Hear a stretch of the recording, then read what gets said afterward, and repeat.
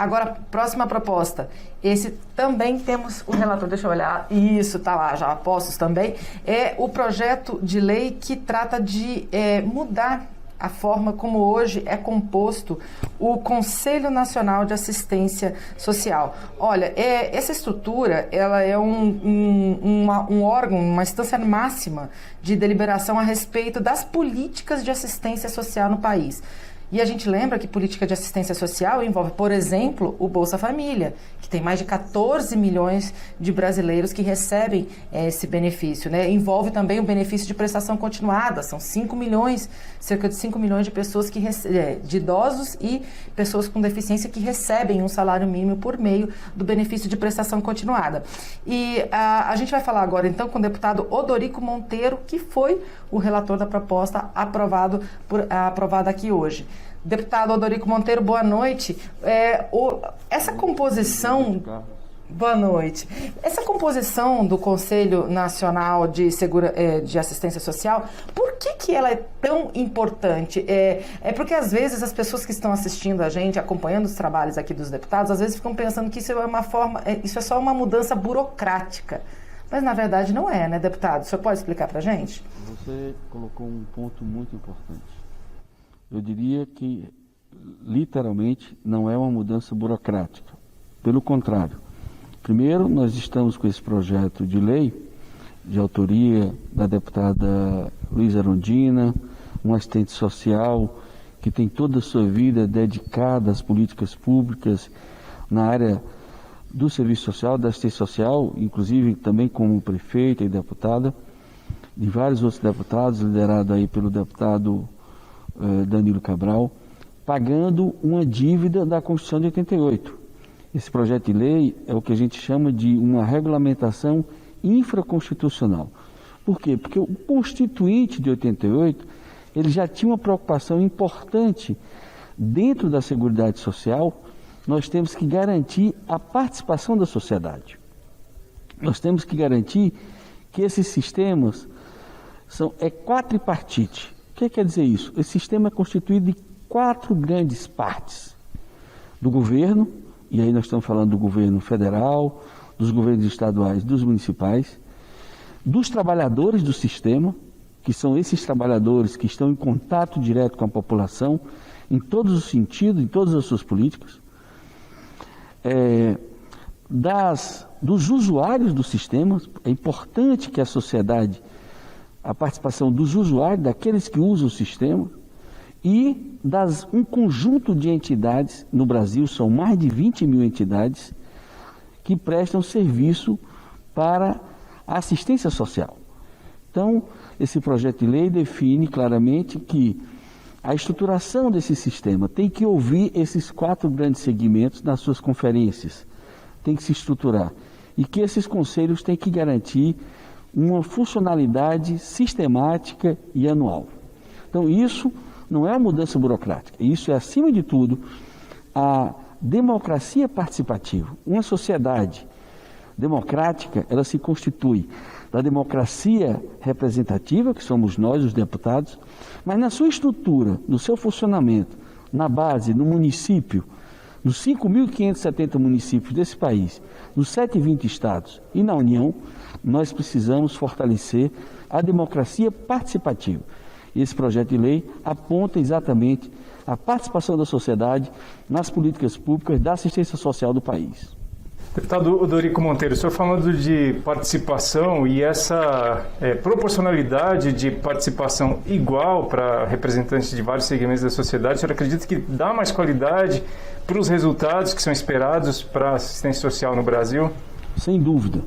Por quê? Porque nós vamos estar aí garantindo de forma quadripartite, ou seja, uma pizza de 4 partes.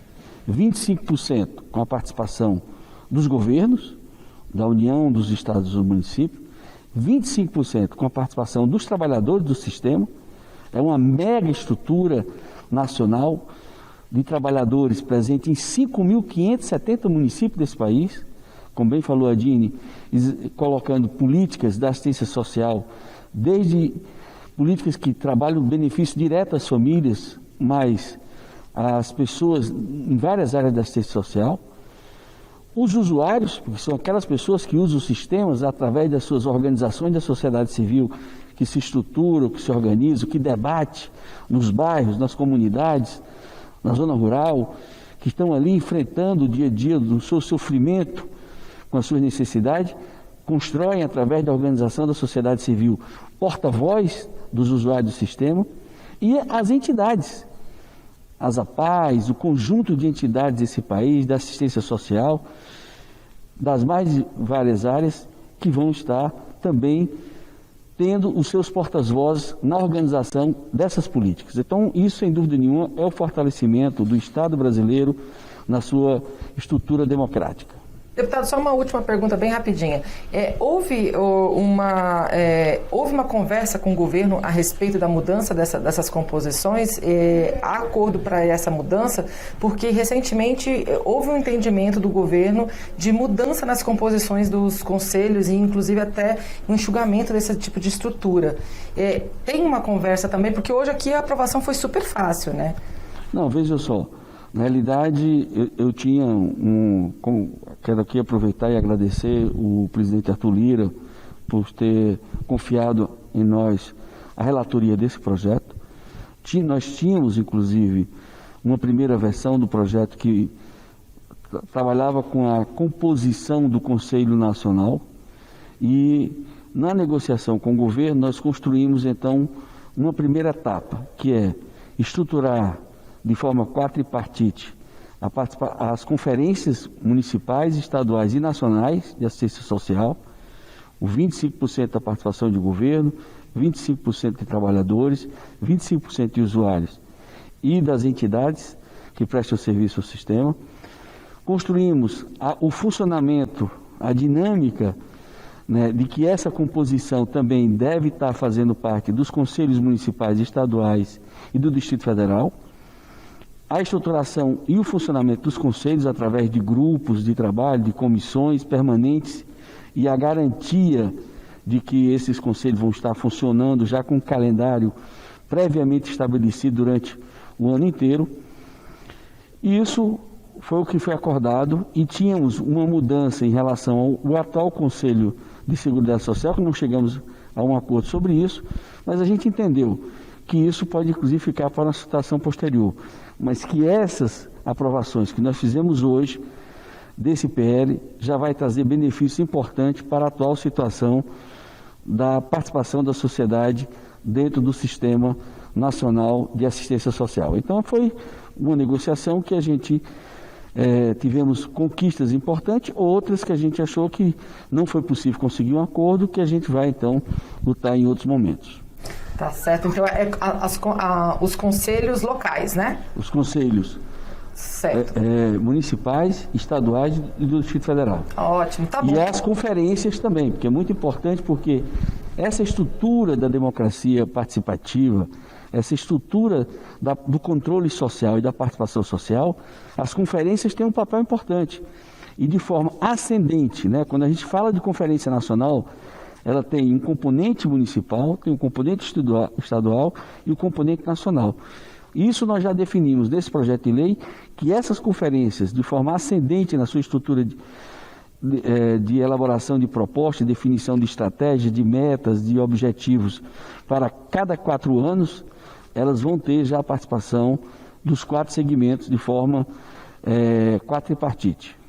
Trazendo as demandas da base, né, deputado? Sem dúvida, sem dúvida. Muito obrigada, viu, pela sua entrevista e pelos seus esclarecimentos aqui ao vivo no encerramento do plenário de hoje. Obrigada, boa noite. Boa noite, nós que agradecemos. Carlos, vamos para as próximas aprovações, então, as 2 últimas? Então, os deputados votaram um projeto de lei complementar 191 de 2015, Dini, que trata da incidência do imposto sobre serviços de qualquer natureza sobre monitoramento e rastreamento de veículos e carga. No início foi um projeto que não tinha tanto entendimento, mas depois com o texto final acabou que foi uma aprovação bem rápida.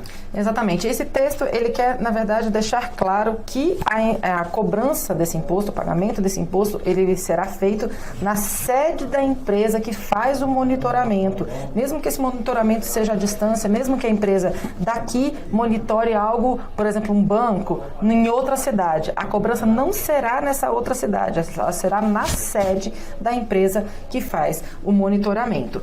E a outra aprovação foi o acordo, né, o acordo comercial de Brasil-Chile. Que tem um componente econômico também, como esse outro, né, que a gente estava dizendo que trata de uma questão tributária, mas obviamente vai implicar no caixa das prefeituras do país, né? Essa mensagem 369 de 2019, mensagem do presidente da República, trata de um acordo de livre comércio entre o Brasil e o Chile, aperfeiçoando um acordo que já vem sendo construído, uma relação comercial que já vem sendo construída desde 1996, Gini. Exatamente. Lá em 96, o Mercosul fez um acordo com o Chile e isso veio se aperfeiçoando ao longo dos anos. Tanto que em 2015 o Brasil e o Chile fizeram um acordo de livre comércio e desde então, de 2015 para cá, vem ocorrendo a desgravação tarifária. Essa foi inclusive uma palavra que eu aprendi hoje, graças à consultoria aqui da Câmara dos Deputados. O que seria essa desgravação tarifária? É uma redução de tarifas que são aplicadas a esse comércio entre os países, enfim. E de 2000 para cá, essa retirada de impostos vem sendo feita. Entre eles, inclusive, por exemplo, imposto de importação. Olha, mas o texto aprovado hoje, ele amplia essa cooperação comercial entre Brasil e Chile e aí para várias áreas. Para você ter uma ideia, até o reconhecimento mútuo da certificação de produtos orgânicos, por exemplo, passa a valer com esse texto. Mas envolve comércio eletrônico, comércio de serviços, comércio e meio ambiente, compras governamentais, telecomunicações, área sanitária e micro e pequenas empresas e por aí vai. Enfim, esse é um acordo internacional e a gente sempre lembra, né, que o acordo internacional ele é assinado pelo governo, mas para ter peso de lei aqui dentro do Brasil, ele precisa passar pela aprovação dos deputados e dos senadores. E agora está indo para o Senado. Lembrando que para funcionar também precisa que o outro país, a outra parte, assine, nesse caso, o Congresso chileno, tanto o Senado quanto a Câmara chilena já aprovaram. Então já é um acordo que está no ordenamento jurídico dos chilenos e agora falta o Brasil finalizar. Então, para o Senado ratificar, então será parte do nosso ordenamento jurídico e aí um acordo que vai para a prática. Exatamente. Amanhã foi chamada, sessão também plenária, amanhã de manhã, aqui para a votação de propostas, a partir das 10 horas da manhã. A gente espera você. Muito obrigada pela audiência e até lá. Até lá. Tchau, tchau.